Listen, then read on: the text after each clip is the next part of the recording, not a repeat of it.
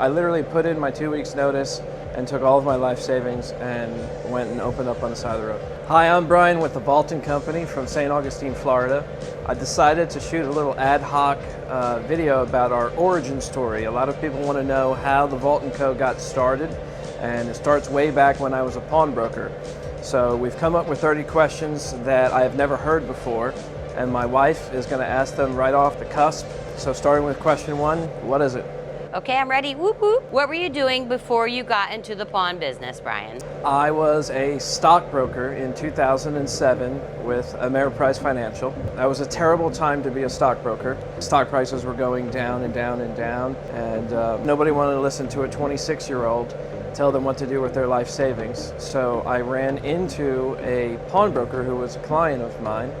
He's a good friend to this day, and he told me and suggested that I should be a pawnbroker. I literally put in my 2 weeks notice and took all of my life savings and went and opened up on the side of the road. And there you were.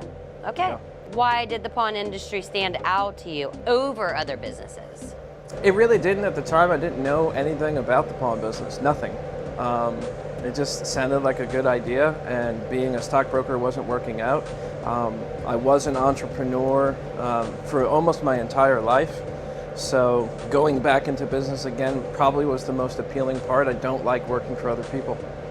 Did you have any experience with coins, jewelry, or pawnbroking before you started? So as many of you know, Coin Guy on YouTube is my father. But with that said, as many young men, I didn't really pay attention. So yes, I grew up with a background in coins, and my father would try to show me coins, and I've been sorting coins since I could count, but I didn't really pay attention. So my only background in the industry, we could say, is coins, but I didn't have a lot of professional experience with it. Right. At least I could phone a friend. So how did you open a pawn shop with just 10 grand? All right, so before I was a stockbroker, I was a piano teacher, and one of my clients was rich. And he happened to be in the real estate business at the time. And again, if anybody knows how 2007, 2008 was, it was a terrible time to be a mortgage broker or a real estate agent. And he was both of these.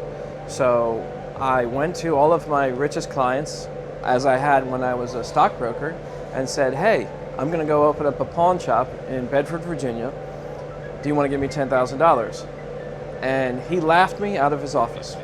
And he said, there's no way you can open up a shop with just $10,000. Get the hell out of here. I said, okay. So I went to Bedford, Virginia on the side of 460, and I saw this giant gray metal building, and it said for rent. One of the middle buildings said for rent. And so I went inside and I talked to the lady who owned the place, and I said, how much is the rent? And she said, $800. And I said, great. I said, if you'll let me rent your middle unit here for $800 for the first 6 months for free. I know I didn't have a lot of money, and I had to make it work. And the only way I was going to make it work was I needed to find a landlord that would basically let me have free rent for the first year. And so one of the very first places I tried said, yeah, you can have free rent for a year. It's basically how it happened, because the first 6 months were rent free. The next 6 months were $400 a month. And then I got her to kick in the side storage unit, which has happened to become our pawn room, for an extra $100 a month. So for the first 6 months, I had no rent, and she owned a sign company. So I went to 99designs.com, and I started Blue Ridge Pawn, which is still there today. So if you believe the story is fake, then you go look them up, because Blue Ridge Pawn is still there on the side of 460. So after she gave me free rent, we found free jewelry cases and $50 jewelry cases. I started just grabbing stuff from the side of the road. I did go to Bedford City and to the county, which is an important part later on in the story, trying to get a pawnbroker's license, to no avail. So I just opened up on the side of the road and I started buying, selling, and trading stuff. About 2 weeks into that, my rich piano client called me up and he said, you know what, can I still be a part? Can I still be a part of the, he said, can I still be a part of this business? And I said, sure. So he came in with about another $5,000, which we desperately needed. He also came in with a skill set that I didn't have. He was very, very good with the organizational skills, with the point of sales, with the bookkeeping and accounting, and I was the front person. I was the salesman, I was the buyer, and I was the seller. So at that point, what was your biggest fear that you had before you opened? Honestly, my biggest fear would be at that point in time that I didn't know what I was doing. You know, I didn't know if I was going to make any money. I didn't know if it was going to be a failure. So I would get up at 7 in the morning and go to garage sales and grab what we called a tube TV at the time. That was pre-flat screen TVs, and I would buy one for $5 and put it on the front doorstep and sell it for $20. And, you know, I did that for a while until the sheriff's department came in. So at that point, did your friends and family think you were crazy? I remember talking to Dad, and they were definitely skeptical. To their point, I had had a lot of businesses that I had tried and failed. The only successful business I had before the pawn shop was my music academy. I had started one of the largest music academies in the state of Virginia, but I lost it due to cancer. And that's when I went into banking and then became a stockbroker. And I was itching to become an entrepreneur again, and this sounded like a good path, so I tried it. So was that your backup plan at that point? My backup plan would have been go back and teach piano lessons again, yeah. Excellent, yeah. What did your very first shop actually look like? So again, it was on the side of 460, and the genius of it that I didn't even realize was it was like a 8,000 square foot metal building. And it said Blue Ridge Pawn right in the center, and I went and got one of those crazy dancing guys to attract attention. Mr. Wiggles? It was on the side of 460 in between Bedford, Roanoke, and Lynchburg, which was some old, you know, historic landmarks and stuff like that. So people would drive by and they'd see this 8,000 square foot building that said Blue Ridge Pawn and think that I was this giant pawn shop. Meanwhile, we were only about 800 square feet. So about how much inventory did you have at that point? Nothing. Oh my gosh, okay. Well, how did you learn to test gold when you were just starting out? Most of the time, I would have clients show me that knew more than me. Mr. Bramlett, I won't give you his first name, he was the one that showed us how to test gold when I was first buying it. He paid me somewhere around 75, 80%, and I'll never forget the guy because he would come in with a flask of whiskey and he'd be half drunk while he was buying scrap gold from me.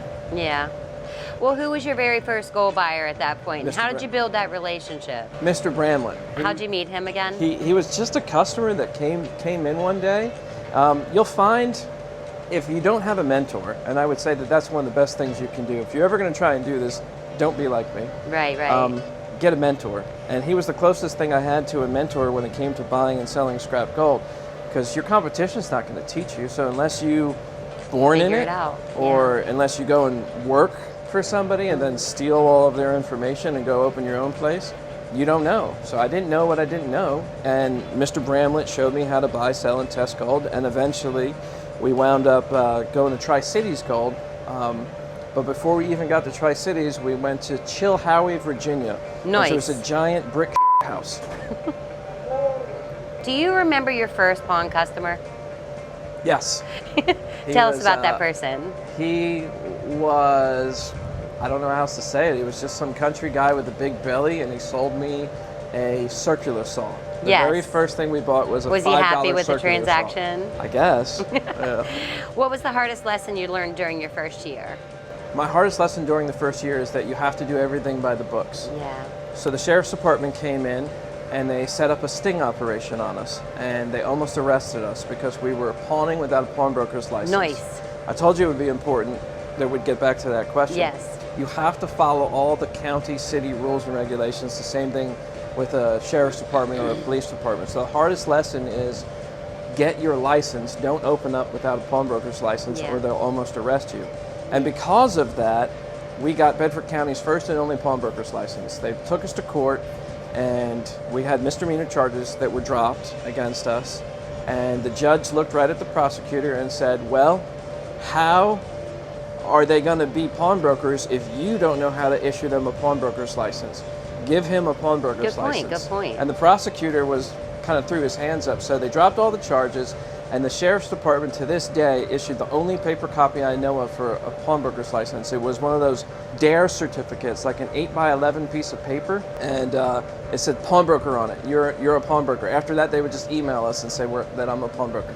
So was there ever a point that you thought you weren't going to make it because of all that mess? That was probably the closest I ever came to not making it. We paid off Pete within 6 weeks. My That's business amazing. partner at the time. What surprised you the most about owning a pawn shop? How cheap people would sell stuff, to be honest. They came in the door with this perception that, well, I'm at a pawn shop, I'm going to get robbed. And they would open their mouth and sell you stuff cheap before you would even present an offer. What were the next biggest milestones that took you from surviving to actually growing the business? Education. Education. Taking the time to go to the National Pawnbrokers Association, learning from true shop owners there that had 5, 10 stores. They taught me the 4F rule. I won't say that out loud. You can DM me for the answer to what the 4F rule is. I met my diamond buyer there at the show. I remember dumping a bunch of scrap gold with him, and he gave me a crap ton of money extra for the gold than I thought I was supposed to get. And I said, why are you giving me all this extra cash? And he said, because there's diamonds in there, and I didn't realize that diamonds were worth money. Yeah. When did you realize that that wasn't just going to survive, it was actually going to succeed, your actual business? We paid off my business partner in the first 6 weeks, and that was $10,000. So at the time I was making about $2,000 a week working for the bank, $2,000 a month working for the bank, and I had already made $5,000 in 6 weeks. That's awesome. So my salary within the first 2 months had tripled. What did you do differently than your competitors that helped you grow? What would you do differently? I would say the first thing we did was move to an area where there was no competition. So that gentleman in downtown Lynchburg that had told me go ahead and become a pawnbroker, I made sure to have a little class and open up about 15 miles away from him and a good 20, 30 miles away from anybody else. So, going into fresh virgin territory was probably a good idea. And then always being willing to learn. Yeah. I didn't have a problem asking customers for their advice or looking like a fool and screwing things up and it was okay. And learning. I remember going to the Pawnbrokers Convention with diamonds in a pill bottle. And this old dude was sitting there and he laughed at me and he mocked me for having my diamonds in a pill bottle. And I said, all right, now that you're done, why don't you teach me something? And he kind of, shut up after that and did sit down at the bar. He respected that sat down question. at the bar with me, and that was my first diamond lesson. That's awesome. What's the biggest misconception people have about a pawn business itself? The word pawn gets a bad rap, And but stigma. it really has to do with the person behind the counter. Yeah. There's female pawnbrokers, there's male pawnbrokers. Your bank probably owns a pawn shop. You don't realize it, but there are Fortune 500 companies that are pawn shops. They're chains of 300, 500, 1,000 stores. There are international pawn shops. So you can have a pawn shop that's just a mom and pop shop like mine with my family, or you can have a 500 person pawn shop. So the entity of pawn is really the person behind the counter. Yeah. What advice would you give someone who wants to start a business with very little money, including your children? Like, what's your advice to them? I would say with do what very you little love, money? because if you can take what you love and turn it into something that makes you money, you're never going to work another day in your life, as Dad always said. That's awesome. So, looking around at everything you've built today, all your successes, what makes you most proud, Bryan? Being able to hand it over to the next generation. My kids have now gone with me to coin school. Unlike me, they weren't dumb and didn't listen to Dad, and so now they're at summer seminar learning at A&A. I'm taking Jack to the National Coin Convention in Pittsburgh. Nice. My daughter's shown an interest in doing whatnot in live sales and jewelry sales and just got back and from getting her coin school GIA. Perfect. So that makes me the most proud that my kids can follow in our steps. All right, with finishing this interview, even though everybody wants to hear more, I need you to finish this sentence for me. If there's one thing I want people to remember from my story, it is that you can turn That's a good one, right? failure into success. Yeah. Just give it a shot. Don't be afraid to look stupid. The more that you can get mentors, the more that you can learn. And be humble and listen. From other people. Yeah. I probably lost $100,000 in diamonds by not knowing that the Melly diamonds inside the gold when we were buying scrap gold was worth something. Nobody told me, so I didn't know. So all those little channel set diamonds that were in there, Gone. And at the time they were worth something. You know, All that the was little $100 clusters and $200. Those cluster rings, the Kentucky clusters, were $100. Yeah. And they would cut them in front of me, and they would put them into a bucket. And you had no idea. I had no clue why they were doing that. Now I know that's a clippings bucket. that batch got melted, and the diamonds got dropped out, and you got paid $100 a carat at the time. Now it's down to like $30 a carat. Right. But at the time it was $100 a carat. I didn't know. Nobody told me, so I probably lost $100,000. These are really valuable lessons that you can give your kids.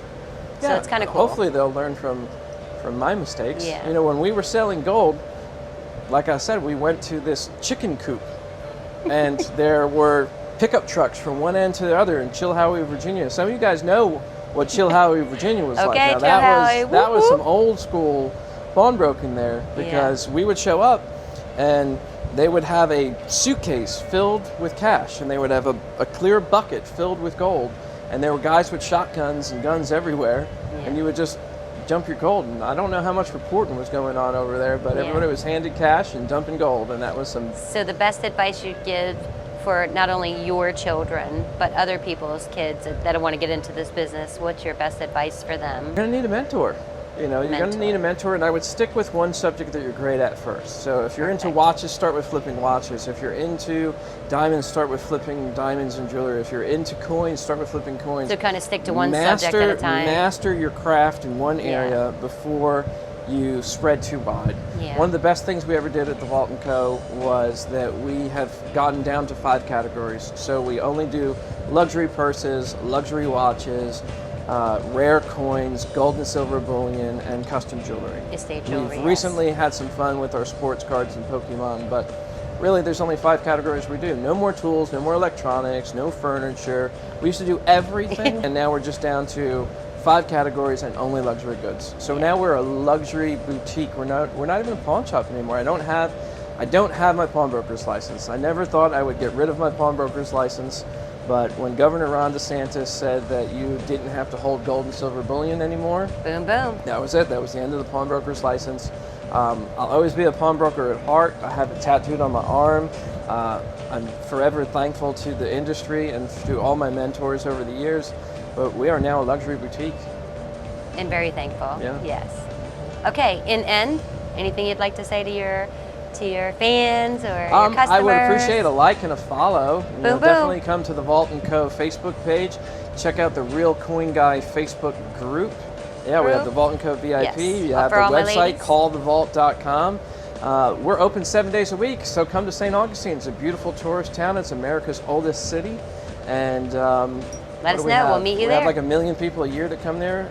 So come to the Vault & Co. Come see us in person. Thanks, guys.